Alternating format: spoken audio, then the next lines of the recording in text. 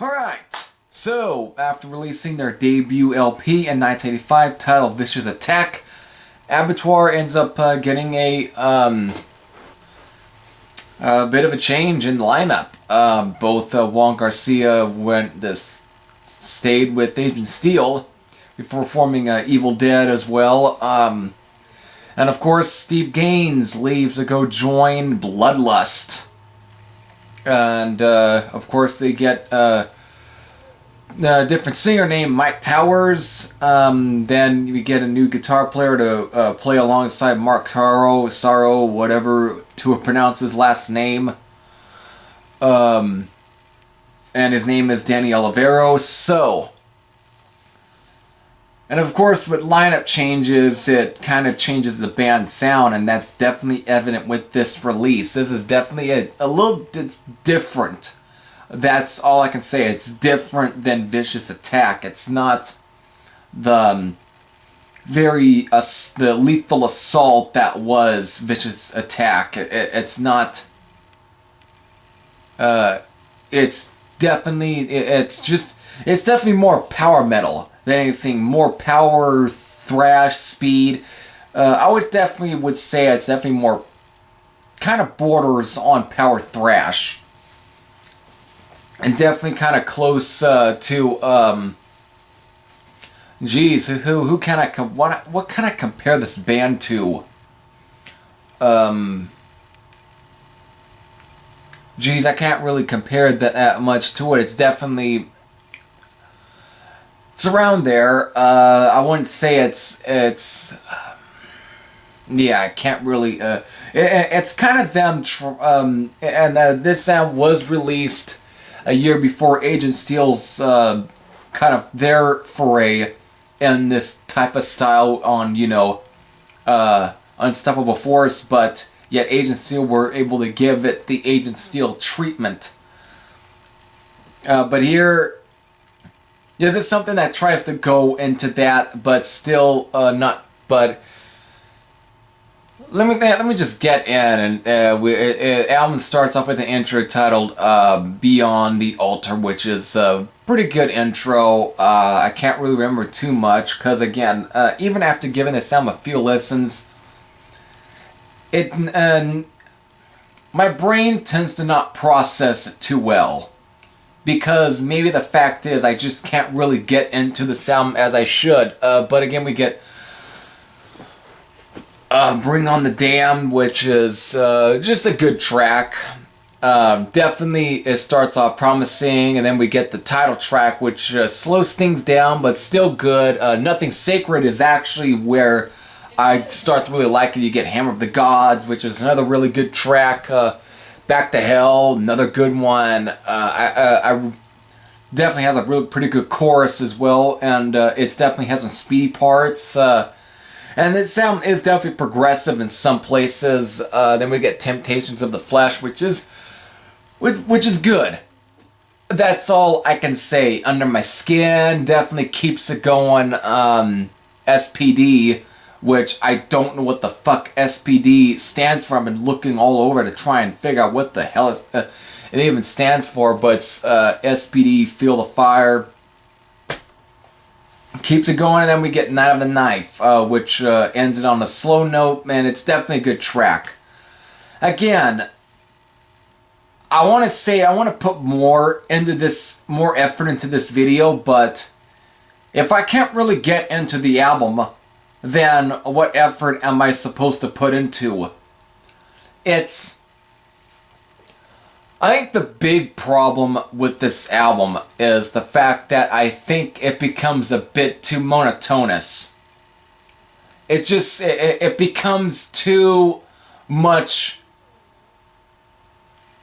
It feels like the band wasn't nearly as inspired as they should have been, and really, there's good moments on this album. Like again, Nothing Sacred, Hammer of the Gods, which is definitely Back to Hell, Under My Skin.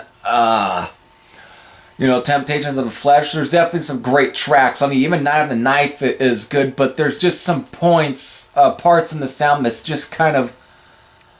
I really don't know where the album tends to go. It just becomes too much of a product of itself. It just feels very uninspired in places. It's like when you really compare this to even Vicious Attack, which you really shouldn't, because it sounds like an overall different band compared to the the sound that was on Vicious Attack. Like Vicious Attack and The Only Safe Place, they were recorded almost by two different bands due to the style. While these are definitely both good albums, it's just Vicious Attack tends to be the best of the two. And that's definitely due to, I think, it's not because of the youthfulness. I think the fact is they were just more on fire. They were more into what they were playing than on here, because at times it just becomes a bit too... It just seems to be at times running on molasses. It's like at times it almost feels like a band is a little confused in what they're playing. Yeah, I'm probably giving it a lot of grief, but that's just the way I feel. Again, every time I tend to give this album a listen, it's like it doesn't seem to do as much for me. It's like there's times where I really like it when it comes to certain tracks, but then there's just parts to where it's like, geez, when this fucking album is gonna be done? It's a little boring. That's how I feel every time I listen to this album. It's like I don't know what the band was even trying to do. It's like there wasn't a whole lot of effort seemed to be put into it. It's like they just wanted to go into the studio and just lay down the tracks just so they can get done with it. It's like, I think... And of course, this one ended up being the last album for Abattoir for a while. Actually, for a long time, until like the 2000s. I think maybe the late 90s. I can't fucking remember. But, geez, it's like the band just... It's like even at times with this overall attitude of the band during this album, it's like you can tell the band was like... were on their way out.